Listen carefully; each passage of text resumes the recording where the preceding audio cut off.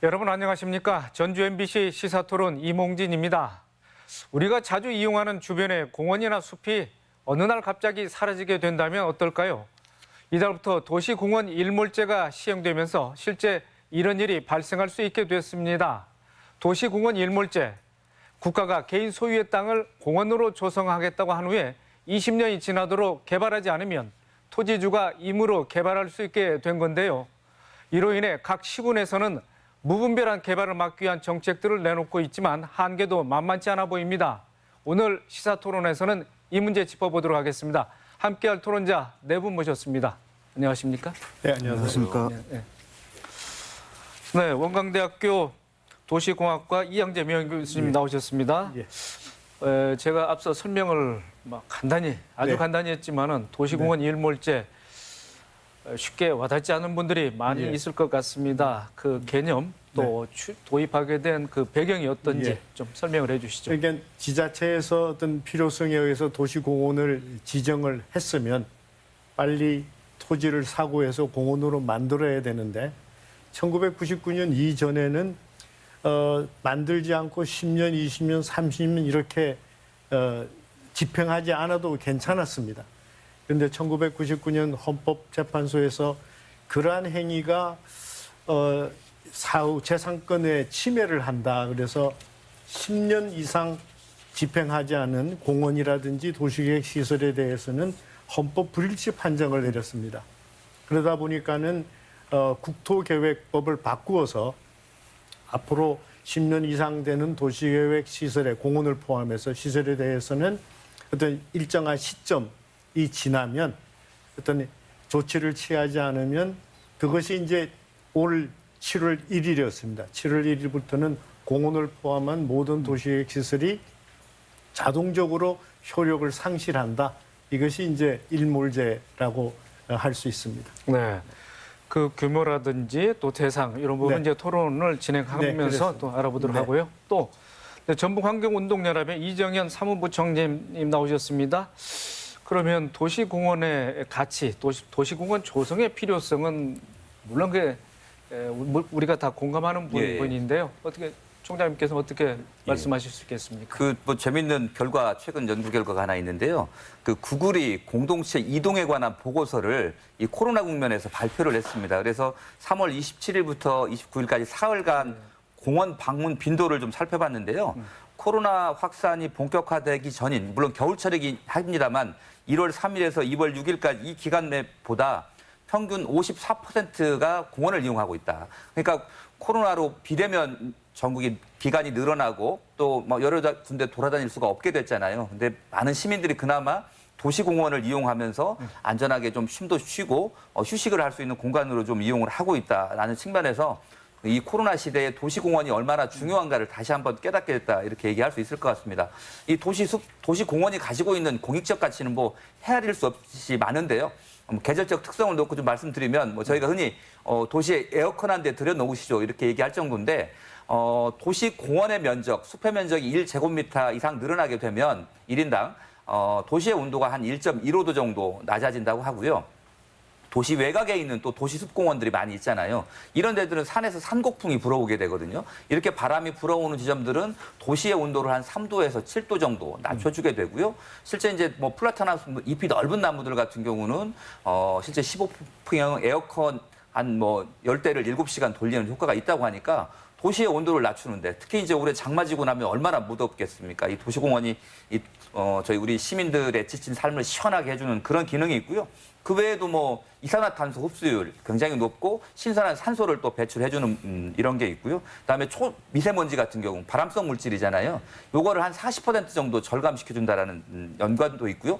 또 그다음에 과거에 산에 이제 사방 사업이라고 해서 나무 심어서 홍수 피해를 막아주는 이런 거 있었는데 그것과 비슷하게 도시 인근의 산사태라든지 이런 홍수로 인한 토사 유출을 막아주는 게 또 이런 도시공원과 숲의 기능이고요. 마지막으로 우리 아이들이 맘 놓고 놀 수 있는 친환경 키즈 카페가 바로 도시공원이다. 이런 측면에서 모든 정책의 우선순위가 있긴 합니다만 공원을 지키는 일이야말로 시민의 쾌적한 삶을 보장하는 정말 중요한 일이다라는 측면에서 부각이 되고 있는 것 같습니다. 네, 그런데 법으로 정해져 있습니다. 일몰제 예, 예. 없애겠다는 얘기 아니겠습니까? 왜 논란이 일고 있을까요?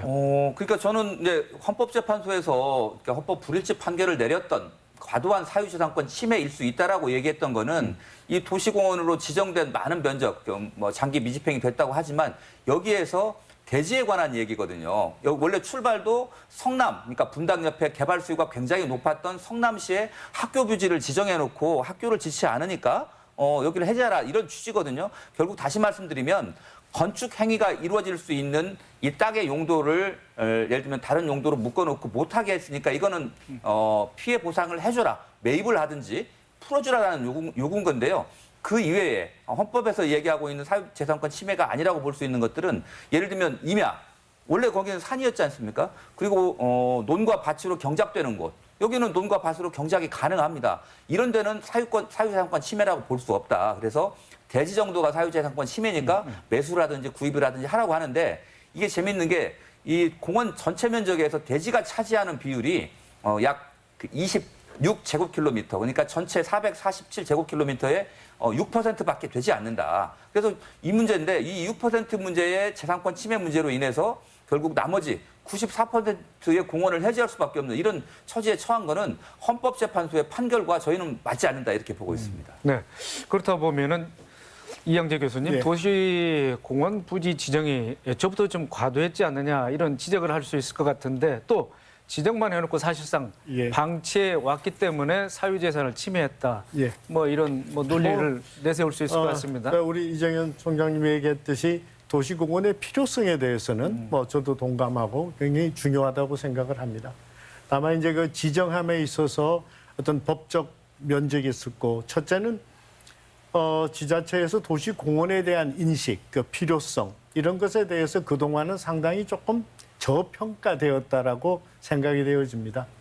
이제 그럼에도 불구하고 어떤 도시공원을 지정해 놓으면 또 집행을 해야 되는데 어떤 법에 어떤 정해진 면적에 따라서 지정을 하다 보니까는 좀 과도하게 그 과도하다는 것이 지방자치단체가 가지고 있는 어떤 재정력 사야 되는데 재정력이 모자라다가 없다 보니까는 상당히 차일피일, 그러니까 도시공원에 대한 어떤 인식의 부족 또 그리고 어떤 가지고 있는 재정력의 부족 이런 것들 때문에 차일피일 소위 집행을 미루게 된 것이죠. 어떤 상당한 좀 어떤 문제는 좀 있었다 이렇게 생각이 되어집니다. 애시당초 도시공원 지정 비율은 도시계획법상 지정의 그러니까 도시공원 비율이 좀 정해져 있겠어. 비율이 정해져 있습니다. 1인당 면적도 정해져 있고, 네, 정해져 있습니다. 네, 그렇기 때문에 도시공원도 그에 비례해서 뭐 조성을 해야 그렇습니다. 되는데 그리고 그게 이제 조금씩 늘어나기도 하고, 네. 자치단체의 재정 여건상 그렇습니다. 여러 등등의 예. 이유로 해서 지금까지 추진이 지정만 미뤄오다가 해놓고, 7월 지정만 1일부터 이제 본격적으로 추진을 법으로 이제 강제 조항이 생겼습니다. 그렇습니다. 네. 네, 전주시 천만고로 정원 도시과의 김대현 과장님 나오셨습니다. 도시공원 일몰제 7월 1일부터 시행이 됐습니다. 전주시의 일몰 대상 도시공원을 모두 이제 매입하기로 결정했다고 알고 있습니다. 그 매입 현황과 또 예산 확보는 어떻게 진행되고 있는지 좀 말씀을 해주시죠. 네. 전주시 일몰제 적용되는 장기미 집행 도시공원은 지금 총 15개소에 13.14제곱킬로미터 정도의 지금 규모로서요. 그중 사유지가 9.44제곱킬로미터 정도로 약 한 72% 정도를 지금 차지하고 있습니다. 여기에 그동안 우리 시에서는 도시공원 일몰제에 대비한 어떤 실효성 있는 관리 대책을 마련하고자 시민과 사회단체 그리고 시의회와 전문가들께 사회 각계각층이 참여하는 장기미 집행 도시공원 대책협의회를 구성 운영한 바가 있습니다. 여기에서 수차례 회의를 통해 가지고 전주시 장기미 집행 도시공원 관리 대책을 마련했는데요. 그중에 이제 1단계 사업으로 2020년도부터 2025년도까지 1,450억의 예산을 투입을 해서 공법적으로 물리적으로 이렇게 개발이 가능한 우선 보상 대상 지역에 대해서 먼저 이 사유지를 단계적으로 지금 매입 추진하고자 하고 있고요. 1단계 사업 이후에 2단계 사업 때 개발이 불가능한 그런 대상 지역에 대해서는 도시자연공원구역 등의 도시 관리적 계획 방안 등을 이렇게 지금 모색해서 지금 검토하고 있습니다. 금년 6월에 장기집행 도시공원 실시 계획을 지금 고시를 하였고요.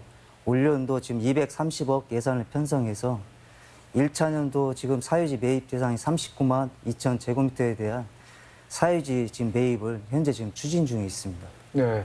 앞으로 5년간 1,450억 원의 사업비를 투입해서 도시공원으로 뭐 유지하겠다 예. 그렇게 말씀하셨고 대상이 15군데입니까?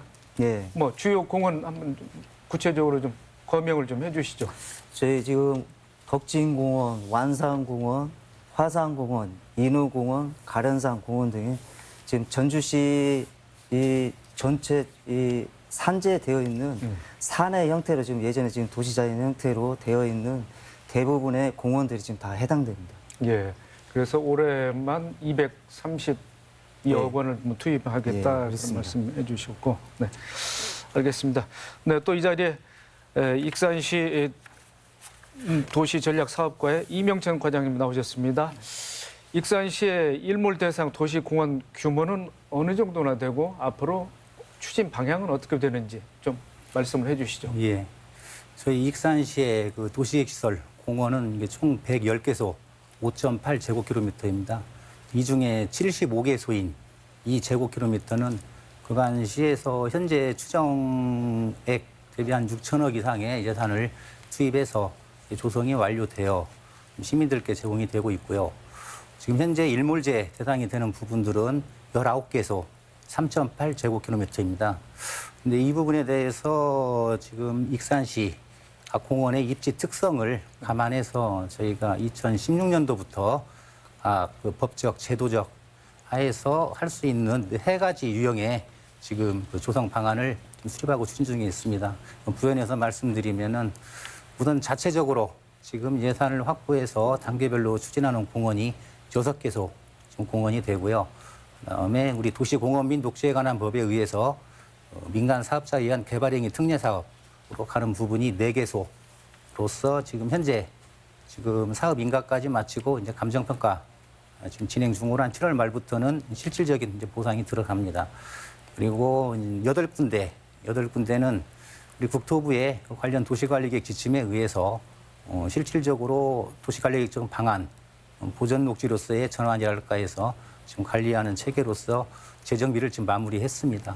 해서 종합적으로 보면은 익산시가 추진하는 조성 방안은 우선 가장 시급한 게 지금 녹색 도시 성장에 뭐 견인할 수 있는 역할인 도시 공원의 기능을 이제 미래지향적으로 해서 조속히 확충하는 방법 이제 것 하고요.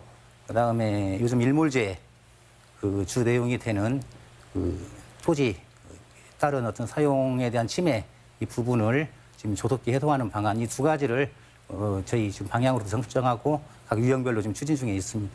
예, 이 과장님, 4개 공원에 대해서는 이제 민간 사업으로 추진한다고 예. 말씀하셨는데 좀 구체적으로 좀 설명을 해주시죠. 예, 지금 4군데 공원이 지금 저희 마동공원, 무인공원, 수도산공원, 이제 팔봉 일지구 공원입니다. 4개 공원이 지금 가지고 있는 저희 시에서 자체 사업으로 갔을 경우에 지금 해당되는 지금 보상비는 약 한 1,500원 정도입니다. 1,500억 원. 근데 저희가 지금 2017년부터 지금 국토부하고 연계해서 그 가이드라인에 의해서 지금 제안공을 받아서 확정시킨 사업 내용은 그 토지 보상비 외에 또 약 한 1,500억 원 정도의 공원 시설 비용이 포함돼서 왜냐하면 시민들께 또 공원으로서의 기능을 확충시켜서 제공할 수 있는 부분에 대해서 전체적인 부분은 토지 보상비 1,500억과 공원 시설 비용인 1,500억, 약 3,000억 정도를 재정적인 부담에 있어서는 저희가 절감을 하면서 또 신속히 공원을 뭐 제공할 수 있는 여건의 어떤 사업들이라고 보시면 되겠습니다. 각 공원 사업 부지 내에 70%는 민간이 개발을 아파트를 짓는다든지 개발해서 시에 기부 체납을 하는 그런 내용이죠. 예, 근본적으로 개발행위 특례에서 지금 규정돼 있는 부분이 민간 사업자가 70% 이상 이제 참고적으로 말씀드리면 저희 시에 지금 제한되어 있는 비공원 시설들은 최하 20%에서 지금 한 27%로 평균 한 24% 정도 됩니다. 지금 네 군데 확정되어 있는 사업들은요. 그리고 이제 더더욱이 이제 민간 특례 사업에 대해서도 여러 가지 말씀들이 나오는데 이 좀 자세히 들여다볼 필요가 있는 게 기존 공원들에 있어서 철저하게 공원의 기능을 훼손시키거나 추가적인 기능을 훼손시키거나 이런 부분들은 여타의 지금 환경영향 평가랄까 경관심의에서 철저하게 검증을 하고 기훼손지 위주 내에서 한정적으로 가고 있는 겁니다. 이게 법적으로는 30% 이내라고 하지만 그 부분들이 실제 도입할 수 있는 게 20%에서 한 22, 3% 기훼손지를 위주로 가기 때문에요. 이렇게 지금 사업을 진행하고 있습니다. 네, 이게 7대3 이 구조가 뭐 정부의 뭐 표준 예. 개발안입니까? 그건 법적인 사항입니다. 도시공원법에서 말하는 개발 사업 특례에서 전제 조건이 70% 이상을 기부 체납하고 이상이기 때문에 이게 결국은 29%라고 하는 최상위의 어떤 비공원 시설을 들어올 수 있는 여건은 되지만 그만큼 못 간다라는 얘기죠. 예. 혹시 오해드릴까 싶어서 말씀을 드리는데, 그러니까 전체 공원 면적 중에 30% 이하, 그러니까 지금 익산시에서는 한 23% 된다고 했죠. 평균적으로 그렇습니다. 네. 그것은 아파트 사업을 하든지 특례 사업지구로 가져가고 나머지 이제 70%를 공원으로 목적에 따라서 공원으로 조성해야 예, 된다. 이제 그런 차원인 것 같습니다. 예, 그렇습니다. 네. 예. 그 일단 그거부터 말씀드리면 저희가 이제 30%가 이제 상한이라고 얘기를 할 수 있잖아요, 개발에. 근데 지금 익산이 한 22에서 23% 정도 된다고 하는데 실제 이 정도면 굉장히 많은 비율입니다. 높은 비율입니다. 광주 같은 경우 그 민간하고 계속 논의를 해가지고 약 11%, 10% 좀 넘는 수준에서 높이라든지 이런 것까지 규제를 해서 개발을 한 거니까요. 그리고 실제 뭐 수도권 같은 경우는 우리는 10% 이하도 좋다. 이렇게 얘기를 합니다. 10% 이하 개발한다고 하더라도 충분히 우리가 여기서 수익을 확보할 수 있다. 이렇게 얘기를 하는 겁니다. 그래서 실제로 30%라는 거는 민간 특례공원 아파트를 짓는 업자에게 상당한 특혜를 주는 거다. 뭐 저희들은 이렇게 보고 있습니다. 그래서 이 부분들도 좀 적절한지 한번 따져봐야 될 부분들이 좀 있지 않나 이렇게 생각합니다.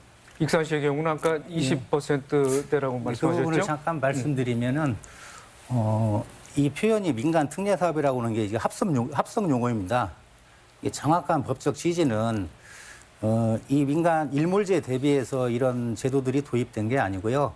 이미 2009년도 당시부터 공원이라고 하는 부분이 우리가 흔히 우려하는 막대한 면적을 차지하고 있기 때문에 지자체의 재정 부담은 이것은 해소할 수 있는 방안들에 대해서 법적으로 2009년도부터 이제 규정이 됐던 부분이죠. 그 민간 사업자가 그 공원을 추진할 수 있다라고 하는 부분. 그렇게 했을 경우에 개발 행위에 있어서 특례, 공원 지역 내에서 이제 두는 부분인데 지금 아까 사무부총장님께서 말씀해 주신 민간 사업자의 사업을 확인하고 가는 부분들의 전제 조건이 첫 번째가 무엇이냐면은 기존 공원의 기능을 훼손하지 않고 경관을 훼손하지 않는 이 전제 조건이 따릅니다. 그래서 물론 단순 수치 개념으로 뭐 법으로는 돼 있지만 20%, 30% 뭐 이런 부분들이 중요하고 한 것이 아니라 그 공원의 입지별로 특성이 다 틀립니다. 단 10%도 훼손을 못할 부분들이 있을 것이고 그다음에 기훼손지 부분들을 활용해서 적정한 어떤 개발 그 조성 방안을 수립할 수 있는 방안도 있고 이건 좀 차원이 틀린 얘기라고 보여집니다. 이 이야기는 제가 좀 보완을 짚고 넘어가야 될 것 같습니다. 그러니까 우리가 얼핏 생각하면 70% 이상이라고 하면 굉장히 많은 거 아니야? 이렇게 생각할 수가 있는데요. 이게 도시 공원이라고 생각하시면 됩니다. 그러니까 도시 외곽에 있는 그냥 우리가 흔히 알고 있는 그냥 그 산책 나가고 운동 나가던 산이기 때문에 실제로 개발할 수 없는 지역이 많습니다. 예를 들면 높이도 그런 거고요. 그래서 실제로 아까 말한 기훼손지라고 하는 그러니까 주거 지역이라든지 도시 지역하고 연관된 지역이 있거든요. 그래서 실제로 도시공원을 100으로 잡으면 개발할 수 있는 거는 굉장히 제한적인 거고요. 대부분 민간 특례공원, 그러니까 도시공원에 아파트를 지려고 하는 업자들이 노리고 있는 땅은 이 도시공원의 정상부가 아니에요. 질 수도 없는 거기 때문에 대부분 토지 이용 가치가 굉장히 높은 지역, 낮은 곳들을 선호하게 됩니다. 그래야 기존에 있는 도시 기반 시설하고 연계도 가능한 측면들도 있는 거고요. 그래서 저희들이 보기에 이 민간공원 특례제도의 이 비율은 굉장히 높은 거다라고 이게 보고 있는 거고요. 두 번째는 이거 공원은 원래 국가가 관리를 해야 되잖아요. 근데 국가가 관리해야 될 사무를 지방에다가 넘긴 겁니다. 근데 지방에 넘길 때 예산도 주고 권한도 좀 다양하게 줘야 되는데 그런 거 제대로 안 주기 때문에 사실은 국가도 나몰라라 했고 지방도 지금까지는 지방자치단체도 나몰라라 했던 부분들이 있는 거거든요. 근데 어쨌든 이거는 공공에서 관리를 하고 영역을 해야 되는데 왜 공공 관리하는 걸 도대체 아파트 민간업자들한테 국가의 사무와 자치단체의 권한을 저는 넘기는 건지 저희 민간에서는 도저히 이해하기가 어려운 부분입니다. 네, 이 대목에서 이 교수님 정부와 자치단체가 그동안 장기적인 대책을 세워놓지 못하기 때문에 지금 발등에 불이 된 거 아니겠습니까? 그런 측면이 있다고 봅니다. 그러니까 제가 뭐 기억을 되돌려 보면 2000년에 그 당시 건교부로부터 네. 장기 미집행 도시계획 시설 해소 방안 연구라고 하는 것을 제가 이제 수행을 했습니다. 그때 이제 국가 예산을 가지고 있는 기재부에서는 이게 도시계 공원이라고 하는 것이 이게 지방 업무다, 지자체 고유 업무이기 때문에 국가의 돈을 쓸 수가 없다라고 해서 국가의 지원을 해줄 수가 없다라고 하는, 다만 이제 건교부나 행안부에서는 이게 좀 도와줘야겠다. 그래서 저희들이 그때 묘수를 낸 것이 민선 자치단체 민선 전에의 결정이라고 하는 것은 이거는 그 당시 국가 업무나 마찬가지다. 그래서 민선시장 이전에 자치단체 이전에 대한 장기 미집행 도시계획 시설에 대해서는 국가가 지원해 달라고 요청을 했고 또 기재부에서도 그런 일리가 있다 해서 하기로 했습니다. 그런데 문제는 전제 조건이 그동안 20년, 30년, 40년 집행을 하지 않은 것이니 좀 털어내라, 과감하게 털어내라 했음에도 불구하고 제가 기억을 해보면 뭐 공원을 포함해서 전체 퍼센티지가 5%가 되지 않았습니다. 5%가. 그러니까 국가에서는 아니 그동안 20년, 30년 지정을 해놓고 해소하라니까 5%도 되지 않느냐. 그래서 도덕적 해이라는 얘기도 나오게 되어졌고, 그리고 현재 또 20년의 세월이 흘렀습니다마는 민선 시장님들이 내 임기에는 관계없는 일 아니냐 해서 조금 대책을 미루는 그런 측면도 없지 않아 있었죠. 네. 네, 알겠습니다. 도시공원을 보존하기 위해서는 도시공원을 해당 지자체가 매입하는 것이 뭐 최선일 것 같습니다만은 문제는 뭐 예산 네, 그렇습니다. 문제가 수반되지 않겠습니까? 김 과장님, 전주시의 경우 5년 기간 안에 예산을 확보하지 못하면 도시공원이 뭐 또 그 기능을 뭐 또 실효가 되는 겁니까? 네, 맞습니다. 지금 전주시의 경우 그 사유지 전체에 대해서 지금 올해 금년도 6월 26일 날 장기 집행 도시 공원에 대해서 지금 실시계획 지금 고시를 통해 가지고 5년 기간에 지금 실효 기간을 지금 연장한 상황인데요. 이 시기 동안에 예산 확보가 이제 예산 확보를 못해서 토지 매입에 지장이 생긴다면은 그만큼의 이제 공원 구역이 해제가 지금 불가피한 상황입니다. 그래서 저희 시에서는 최대한 이 재정을 확보하기 위해서 이제 지방채 발행된 그런 방안들도 강구하고 있고요. 그리고 재정 투입 없이 토지주의 그 사용 권한을 저희들이 사용 권한을 받아서 공원 기능을 유지하는 그런 여러 부분에 있게 좀 다각적인 방안으로 지금 모색을 좀 하고 있습니다. 올해 그럼 지방채를 발행을 이미 했나요? 예, 올해 지금 230억 지금 예산 확보가 되어 있습니다. 지방채 발행을 해서. 네, 알겠습니다. 네, 이처럼 막대한 예산 부담을 각 시군에 맡겨두기에는 한계가 있어 보입니다. 그래서 정부의 예산 지원이 필요하다는 주장이 나오고 있는 것 같습니다. 정부 지원 가능성이 그런데 수월하지만은 않죠? 네, 예, 이 굉장히 교수님. 뭐 어렵습니다. 그리고 또 조금씩 나아지는 면도 있긴 있습니다. 그러나 근본적으로 해결되지 못하는 게 있거든요. 그러니까는 이제 지자체에서는 몇 가지 요구를 하는 사항이 그 내부에 국공유지가 있다면 그 국공유지는 무상으로 좀 지방자치단체에게 넘겨달라.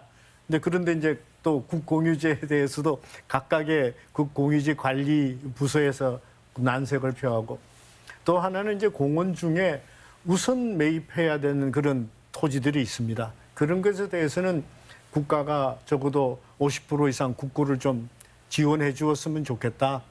근데 법에는 이제 그런 것이 할 수 있는 게 되어 있습니다만은 실제로 이루어지지 않고 있는 사항들이 많이 있죠. 네. 그러나 조금씩 또 어떤 의미에서는 지금까지 이미 이제 7월 1일부로 결정이 돼버렸기 때문에 상황이 종료되었다고도 할 수 있으면 앞으로도 좀 계속적으로 지자체에서 요구하고 또 국가에서 조금 과감하게 좀 지원해 줄 필요가 있다고 봅니다. 네. 환경운동을 뭐 전적으로 해오신 우리 이 부총장님께서는 어떻게 국가 지원 가능성 또 어떤 뭐 좀 법적인 그런 뭐 개정 문제 예. 어떻게 보고 계십니까? 저희가 그 뭐 도시공원 지키기 전국 행동 만들어서 6대 입법 과제들을 좀 제안을 해서 의원들도 만나고 국회에서 토론회도 여러 번 진행을 했었습니다. 근데 사실 이제 상임위 문턱도 통과하지 못하고 이제 그 마무리가 됐고요. 최근에 이제는 관련 여러 가지 법들이 올라온 것들을 가지고 국토위를 통과한 이런 상황이기 때문에 저희들이 어쨌든 21대 국회에서 이 도시공원에 대한 국가 중앙정부의 어떤 지원 문제, 세제 감면의 문제 이런 부분들에 대한 문제를 좀 그 계속 지적을 하면서 입법 과제로 좀 만들어갈 생각이고요. 이제 아까 말씀하신 국공유주, 그러니까 도시공원의 큰 손이 누구냐, 이 큰 손을 좀 따져보면 그게 바로 국토부하고 기재부입니다. 예를 들면 중앙정부가 땅들을 많이 가지고 있는 거죠. 근데 이제 어째 중앙정부의 예산을 들여서 그 이제 땅을 매입하게 되면 공원 부지로서 용도로서의 지정이나 사용은 가능하겠습니다만 어쨌든 소유주는 국가가 되는 거잖아요. 국가 땅은 국가가 또 시설을 해야 될 의무가 또 따라 붙습니다. 그래서 이런 부분들이 좀 있는데 어쨌든 국가가 땅은 매입 하게 하고 또 공원 시설에 국가가 어느 정도 할 수 있도록 그런 법 개정이 가야 된다라고 생각하는데 저는 그 부분과 동시에 이제 지방채 얘기 아까 얘기했는데 저는 예를 들면 지방채 발행이 이제 지방정부가 빚을 지는 거잖아요. 어찌 보면 자금을 확보하기 위해서 하는 건데 저는 어디에 빚을 질 거냐라고 놓고 보면 저는 여기에다 빚을 지는 게 맞다고 생각을 합니다. 일단은 땅을 사두는 거잖아요. 어디 가는 건 아닙니다. 그래서 재산을 늘리는 거기 때문에 다른 데다 그냥 소모되는 비용이 아니기 때문에 저는 당연히 써야 된다고 생각을 하고 그런 부분들의 정책의 우선순위를 두는 게 좋겠다 이런 얘기를 합니다. 그 광주 같은 경우는 전체 면적의 한 10%, 공원 전체 면적의 10%만 아파트를 짓기로 했거든요. 그런 부분들이 있는 거고요. 대전 같은 경우도 원래 7개 소에서 사업 계획했는데 2개는 도시공원위원회에서 부결을 했고 나머지 2곳은 시가 재정을 들여서 하기로 했습니다. 한 3곳 정도 추진이 돼 있는 거고요. 그 외에 어떤 인천이라든지 대구라든지 이런 부분들도 원래 계획했던 것들을 계속 줄이고 시 재정을 통해서 투입을 하는 거거든요. 이것 역시도 다 지방채 발행을 하거나 그런 겁니다. 아까 말씀드린 대로 도시공원의 공익적 가치가 굉장히 크기 때문에 이런 노력들을 기울이고 있는데 익산 같은 경우는 제가 보기에는 초미세먼지 1등 도시잖아요. 근데 공원 해제율 도시도 전국 1위입니다. 저는 이런 부분들을 놓고 봤을 때 결국은 어떤 시민들의 삶의 질이라든지 이런 게 우선순위를 둔 게 아니고 건설업자한테 공원 불화하는 거잖아요, 이건. 저는 그래서 이런 부분들에 대해서는 지금이라도 가능하면 시가 좀 매입을 해서 다른 방향으로 갈 수 있는 거여야 된다.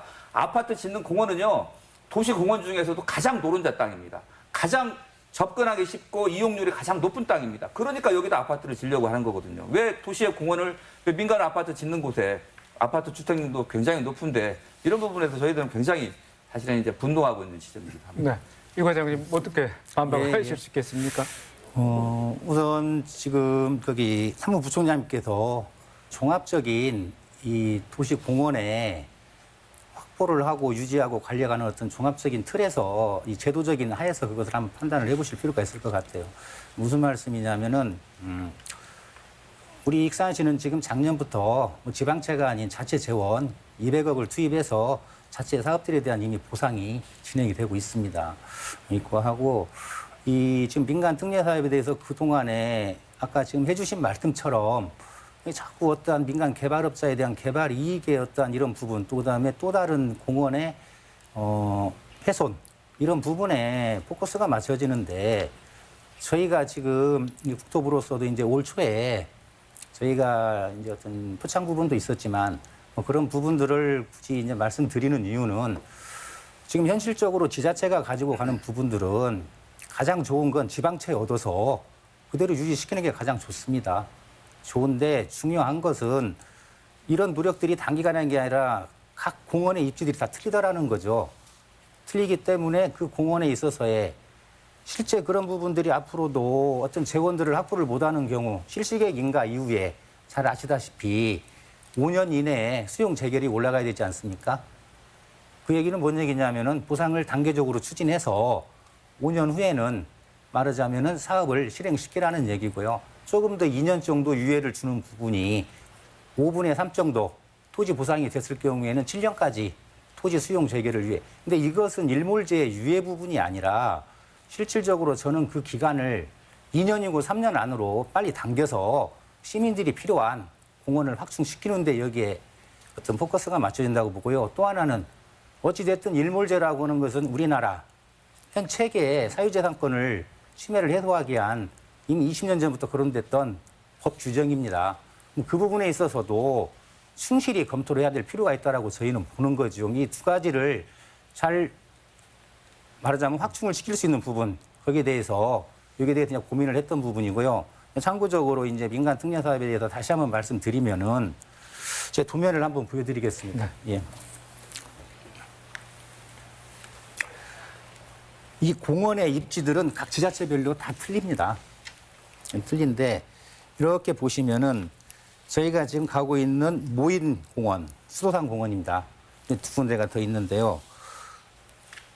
실제 서울시가 가지고 있는 지금 도시자연공원구역처럼 기존의 산지 부분의 형태가 있을 것이고 또 우리 전주시도 뭐 황방산이든 가련산이든 저희 익산시는 도시계 기설상의 근린공원입니다. 정확히.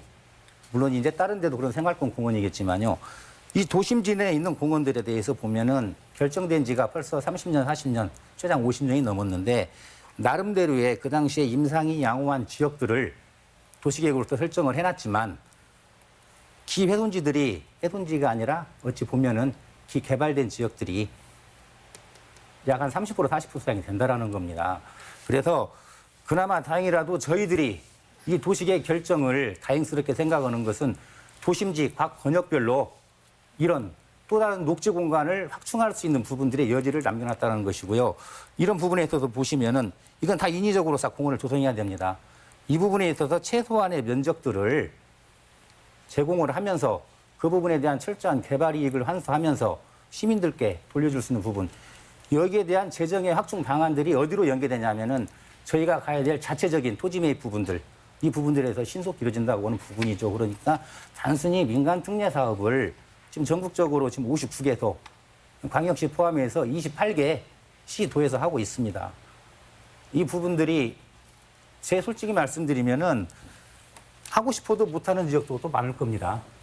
아니, 논리적으로 보면, 뭐, 100이 있는데, 30은 개발하고 70은 공원으로 해. 얼핏 보면 그럴듯한 얘기인 겁니다만, 아까 도시의 특성 얘기 하셨죠? 저기도 보면 방금 보니까 공원 부지하고 기존에 있는 주거지역과 아주 가깝습니다. 여기 개발이 굉장히 용이한 곳이라는 거죠. 이런 것들만 노리는 겁니다. 아까 말씀드린 대로 자연 상태의 녹지가 우수하지 않다라고 하면 지금 익산시 500만 그루 나무 심기 하잖아요. 예, 예. 미세먼지 무도 심각하고 그린뉴딜에 부합하기 위해서 도시를 쾌적하기 위해서 하는 겁니다. 오히려 저는 이 공원을 유지하면서 좀 비용이 들더라고 하더라도 지역사회 합의를 통해서 여기를 다시 숲으로 가꾸고 복원하는 것들을 전체를 그런 것들을 노력해서 미세먼지를 줄이려고 하는 노력들이 있어야 되는데 아까 말씀드린 대로 뭐 여기는 녹지가 별로 우수하지 않고 기회선지고 개발이 됐으니까 여기는 아파트를 지어도 돼라고 하는 부분들은 공공의 입장이 아니고 이 사업을 추진하려고 하는 제가 보기에는 개발업자들의 입장이라고 보시면 될 것 같습니다. 잠깐 제가 또 답변을 드리겠습니다. 우리 저기 뭐 이 그 논의는 예. 뭐 끝이 없을 것 같고 예. 다만 우리 저 익산을 꼴찌라고 하니까 좀 화가 나신 것 같은데 예. 뭐 그런 보는 측면에 따라서 다룰 수 있다고 봐요. 다만 이제 뭐 그럴 수는 있겠죠. 어쨌든 얘기한 광주나 전체적으로 보면 각 지자체가 이 특례 사업을 도입하고 싶었던 것은 사실입니다. 물론 10%냐 20%냐 초창기에는 20%만 허용토록 했습니다. 근데 아무도 나타나지 않으니 이제 30%까지 예, 이제 올라가게 됐죠. 그래서 저는 각 지자체가 가지고 있는 여러 상황에 따라서 좀 달라질 수도 있고 또 어떤 의미에서는 제도적 어떤 장치를 어떤 썼다는 의미에서는 또 높게 봐줄 수도 있는 편이 있습니다. 저희들이 이제 보면 재정이 어려우니까 일반적으로 민간 사업, 민간 소위 PPP라고 하는 제안을 하면서도 물론 이제 그것이 공원이냐 뭐냐에 따라서 다르겠지만 이제 민간 활력을 도입하자 하는 것에 대해서는 또 동의하면서도 또 민간 자본의 특례라고 하는 것에서 또 이제 부정적인 측면이 있는데 저는 그 상황이 다 다르기 때문에 어떤 좀 깊이 들여다봐야 되겠지만 뭐 또 지자체 입장에서는 어떤 제도적 장치를 활용했다는 측면에서는 또 좋은 점도 있다고 봅니다. 네. 네. 그렇다고 그러면 사업 기공 가장 빠른 공원 지역이 언제 어느 곳입니까? 저희는 네 군데 동일하게 지난 그 6월 달에 2년여의 지금 행정 절차를 마무리를 하고 사업을 실행할 수 있는 사업 실시계 인가를 지금 6월 달에 득했고요. 지금 현재 감정평가가 5군데 공이 지금 감정평가 마무리 단계입니다. 그래서 지금 보상금도 저희 시에 예치가 되어 있고요. 이 부분들을 통해서 지금 토지 소유자들 입장에서는 지금 굉장히 지금 뭐 기대를 하고 있는 부분이죠. 7월부터는 실질적인 보상이 들어가게 되어 있습니다. 그거 하나만 여쭤보고 싶은데 그 아까 LH에서 공공 임대주택 그러니까 한 곳에 어떤 지구는 공공 임대주택 지구로 해가지고 진행이 되는 거고 다른 한 곳은 민간공원 특례제도로 진행이 된다. 제가 이렇게 이해해도 되는 거죠? 이게 사업 자체가 틀리죠. 예, 그러니까 다르긴 한데 예, 예. 근데 그 혹시 LH 공공 임대주택 지구에 예. 전체가 다 공공 임대주택만 들어가나요? 아닙니다. 민간 전체 분양도 들어가는 거고 민간 임대도 1,400세대 들어가고 중에서 예, 예. 1,000세대가 공공 지원 임대주택이고요. 약 한 390세대 정도가 분양입니다. 다 임대는 아니란 얘기죠. 예, 그렇습니다. 한 80%가 지금 그 부분은 지금 국토부에서 같이 그 사업성을 맞추기 위해서 그 부분은 어떤 일정 정해주는 비율이 있습니다. 그 공공 임대에서도 임대 후에 분양하는 게 있고 장기로 계속 임대하는 시설이 또 다르잖아요. 그건 아니고요. 지금 공공 지원 임대 아파트는 그대로 공공 그 지원 임대로 갈 것이고 자체 처음 개발 도입 당시부터 약 한 390세대가 분양 세대로 들어온다라는 거죠. 네, 시의 재정 투입도 이미 뭐 200억 정도가 투입이 된 예, 저희는 상태입니까? 작년부터 지금 이미 예산을 확보해서 지금 신흥공원에 대해서 지금 한 40% 정도 저희가 지금 매입 추진하고 있고요. 전체적으로 신흥공원 자체에만 들어가는 예산도 한 600억 되는데요. 지금 저희가 3개년 계획으로 해서 지금 작년까지 올 초까지 해서 200억을 확보를 했고요. 지금 올 추경하고 또 내년까지 해서 지금 지속적인 재원 투입을 지금 하고 있습니다. 네, 알겠습니다. 네, 이 교수님. 네. 전라북도 내 뭐 일선 시군의 상황이 이런데 타도 중에서 뭐 좀 눈여겨볼 만한 그런 뭐 정책이 있을까요? 글쎄 특별하게 눈여겨볼 거의 상황이 비슷비슷합니다. 상황에 따라서 어떤 데는 뭐 집중 투자를 해서 공원을 만들기도 하고 조금 차이가 난다면 서울시 같은 경우에는 도시자연공원 구역으로 지정을 한 부분이 있습니다. 근데 그 점에 대해서는 저는 조금 다르게 볼 수 있다고 보는 게 원래 도시자연공원은 시설이었습니다. 그러니까는 도시공원법의 시설이었는데 워낙 큰 면적이다 보니까는 이걸 도저히 뭐 살 수가 없는 상황이어서 일종의 고민을 하다가 시설이 아닌 용도구역이라고 하는 것으로 바꾸어 버렸죠. 물론 어쩔 수 없는 상황이었다고 보지만은 제가 볼 때는 헌법재판소의 어떤 헌법 불일치의 어떤 그런 기본적 취지로 본다면 조금 그 취지에 안 맞는 부분도 있다. 또 하나가 서울시의 도시자연공원 구역이라고 하는 것이 이제 다른 지자체하고 상황이 조금 차이가 나서 그러나 전체적으로 보면 각 지자체가 지금 얘기했던 지방채를 발행하기도 하고 또 뭐 어떤 민간 특례 사업으로 하기도 하고 정 안 되는 그것도 저것도 못하는 민간 사업자가 들어오지도 않는 경우에는 어쩔 수 없이 또 일부 해제를 해서 보존 녹지 지역으로 또 바꿀 수밖에 없는 그런 상황입니다. 네. 네. 주로 뭐 이 도시공원 일몰제 관련 또 도시계획 분야에 또 권위가 계신 분이니까 또 거기서 뭐 좌장을 하시거나 토론에 참여를 하시는데 네. 최근에 어디 열린 뭐 세미나나 토론회에 대해서 이 민간 특례 사업에 대해서 어떤 위원들은 어떤 의견을 많이 개진했습니까? 그 이제 상황이 최근에 이제 제주도의 상황입니다. 이제 제주도에서도 이 민간 특례 사업을 도입을 해야 되느냐 아니냐.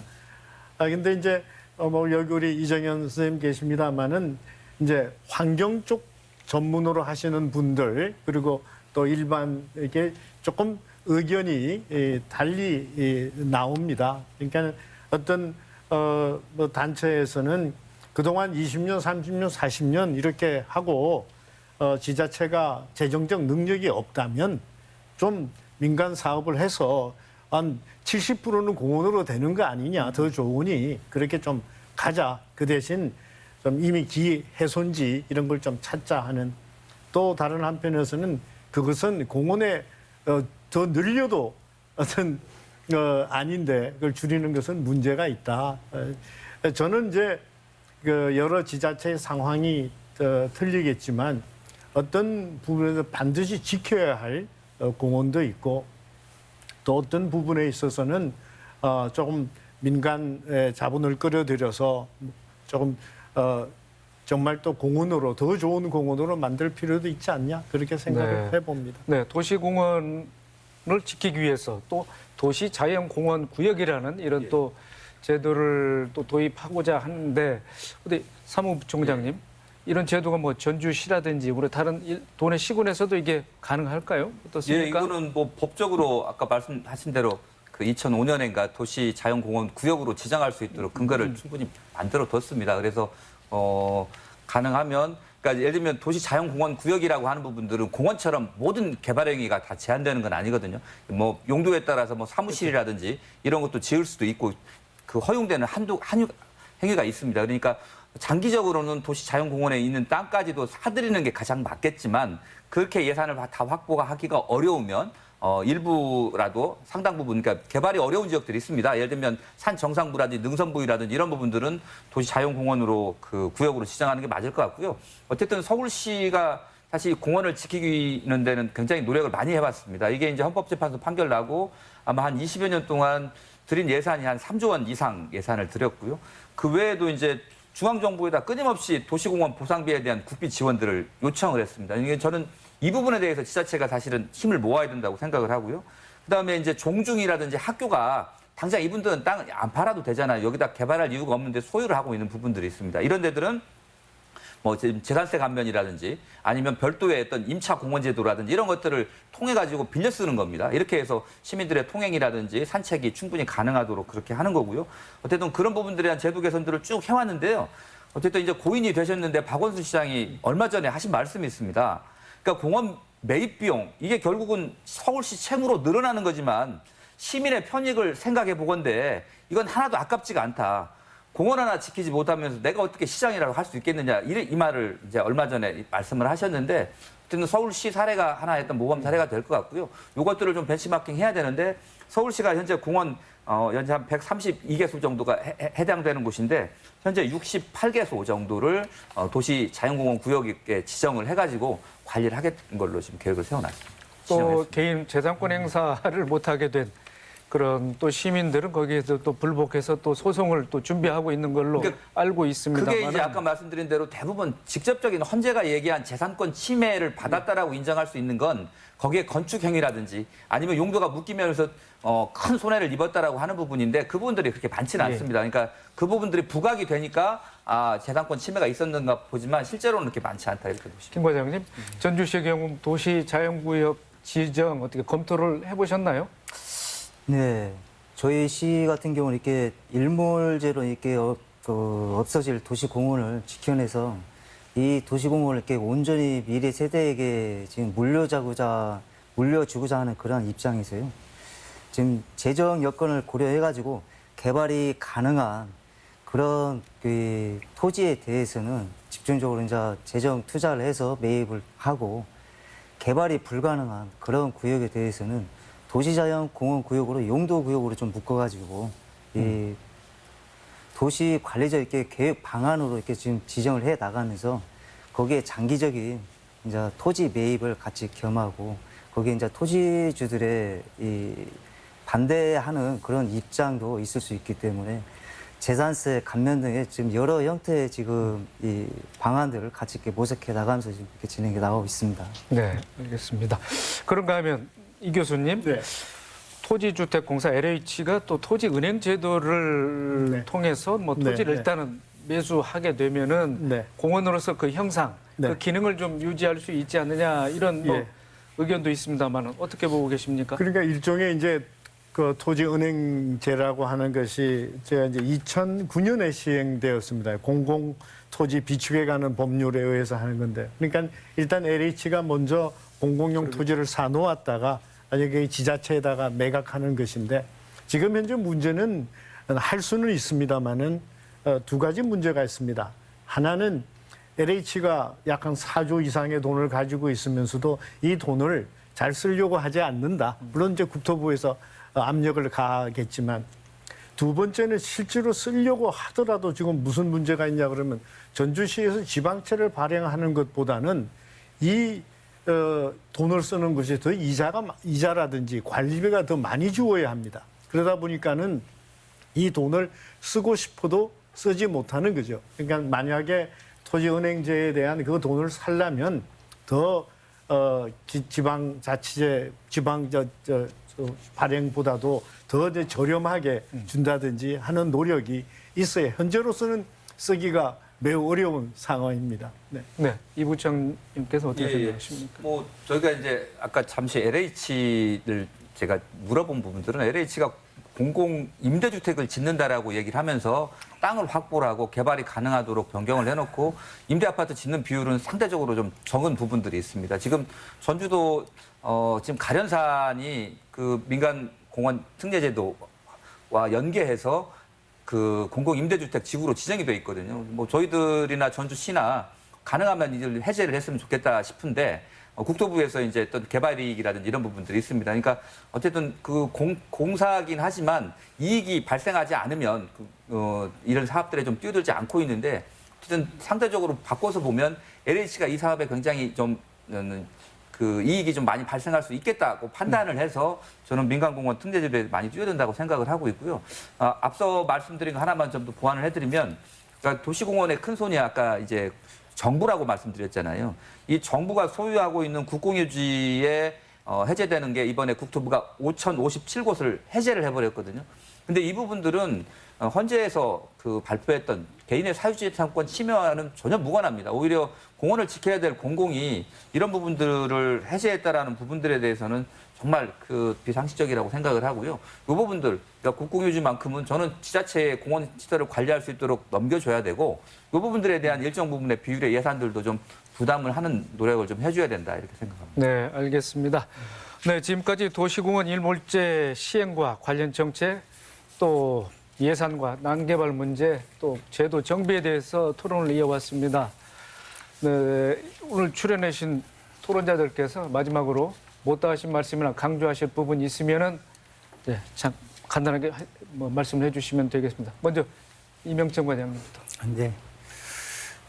우선 일몰제가 이제 시작이지만 이 도시공원이라고 하는 부분들은 향후에 현재 결정되어 있는 공원 녹지에 한정되는 부분이 아니고 향후에는 지금 우리 선진국처럼 공원 녹지의 비율도 국가 관리 체계 하에 지금 굉장히 많은 비중을 차지할 수밖에 없다라고 저희는 보고 있습니다. 다만 현재 도래한 시점에 있어서 공원을 지켜내고 그걸 제도 법적 제도 하에서 가장 효율적으로 관리하고 할 수 있는 방안, 이 부분은 각 지자체의 여건은 틀리겠지만 그 부분들에 대한 또한 고민 또한 충분히 해가지고 저희 익산시 같은 경우는 다양한 방법을 가고 있습니다.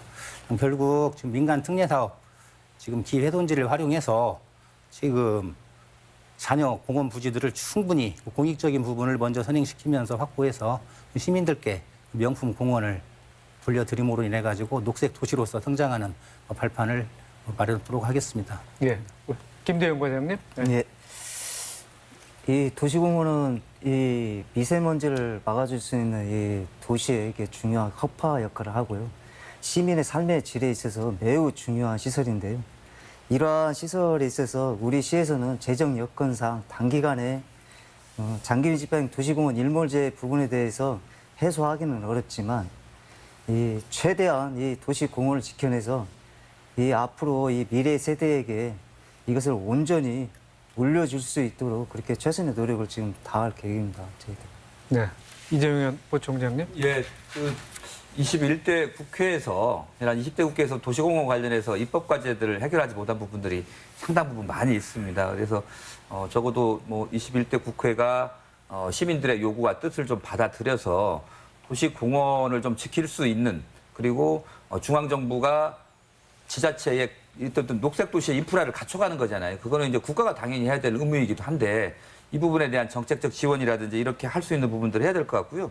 가장 크게 이번에 이제 법률안들이 하나로 좀 모아졌거든요. 그래서 내용을 좀 보면 국공유지에 대한 실효 기간을 10년 이상 연장하는 거, 그다음에 후속 상황을 고려해서 10년 범위에서 1회 연장하는 거니까 20년 정도까지의 그 연장하는 부분들에 대한 합의를 했는데, 저는 원천적으로 배제를 하고 이거를 좀 지자체에 좀 넘겨주는 것까지를 검토해서 21대 국회에 마무리를 좀 지어야 된다고 생각합니다. 네, 그렇습니다.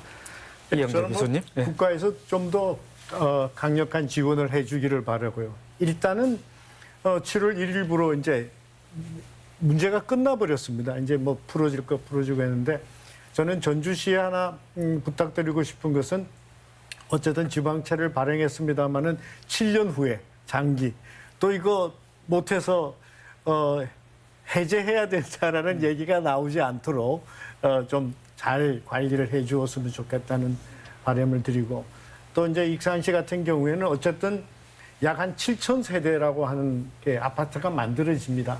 그런데 익산시의 입장에서 본다면 인구도 늘어나지 않고 자칫 주택 시장의 왜곡을 가져올 수도 있다.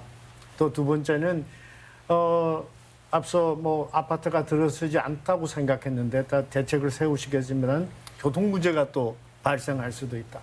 또 하나는 이 공원이 자칫 들어가는 아파트 주민들만을 위한 공원이 되어버릴 수도 있다. 그래서 그런 물론 잘 관리를 해 주시기를 바라고, 저는 또 혹시라도 지금은 나중에 민간 승려 사업자가 나 못하겠다 하는 상황이 벌어지지 않도록 관리를 잘 해주시기 바라고, 문제는 앞으로 이러한 장기 미집행 시설이라고 하는 것이 나오지 않도록 그 재정력에 맞추어서 도시계획 시설들을 지정해 주어야 한다는 그런 부탁 말씀 드리고 싶습니다. 네, 알겠습니다. 네, 최근 코로나19 사태로 인해서 환경의 중요성이 더욱 강조되고 있는데요. 도시공원 일몰제로 인한 난개발을 막을 방안을 해당 지자체에게만 맡기기에는 한계가 있다는 지적이 많습니다. 정부와 국회에서도 이 문제에 대해서 적극적으로 나서서 현실적인 해법 마련에 지혜를 모아주길 바랍니다. 오늘 순서 여기까지입니다. 토론에 적극 임해주신 출연자 여러분, 끝까지 지켜봐 주신 시청자 여러분 고맙습니다. 다음 이 시간에 뵙겠습니다.